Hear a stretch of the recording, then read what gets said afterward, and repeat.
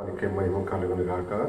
దేవుని వెళ్ళారా, ప్రభువైన యేసుక్రీస్తు వారి యొక్క నామములో మీకు అందరికీ కూడా శుభాభివందనాలు తెలియపరుస్తున్నాం.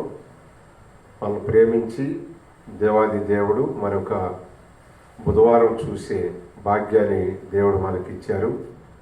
అయితే మరి దినాలు గడుస్తున్నాయి, నెలలు గడుస్తున్నాయి, సంవత్సరాలు వెళ్ళిపోతున్నాయి.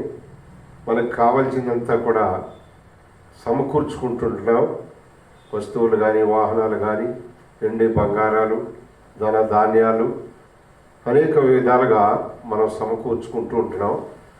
అయితే వాటి వల్ల మనము శారీరక సంబంధమైన మేలు పొందుతున్నాం కానీ ఆత్మ సంబంధమైన మేలు పొందలేకుండా ఉంటున్నారు. కనుకని దేవుని వాక్యం ఈ విధంగా సెలవిస్తూ ఉంది.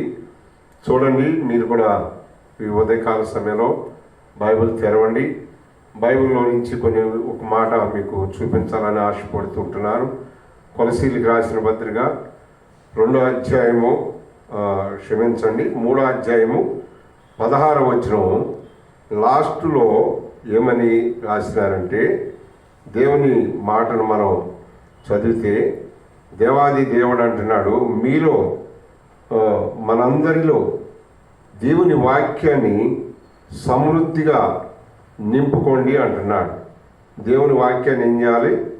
3:16 తండ్రి యొక్క మాటను మనం ప్రతి మాటలు బైబిల్లో మనం ఎప్పుడైతే మన హృదయంలో దాచుకుంటామో, మన హృదయంలో ఎప్పుడైతే మనము సమకూర్చుకుంటామో అప్పుడే దేవాది దేవుడు నీ ఆత్మీయ జీవితానికి గొప్ప ఆశీర్వాదాన్ని ఇచ్చేవాడు ఉన్నాడు. దేవుడు నిన్ను అటు రీతిగా సిద్ధపరచును గాక.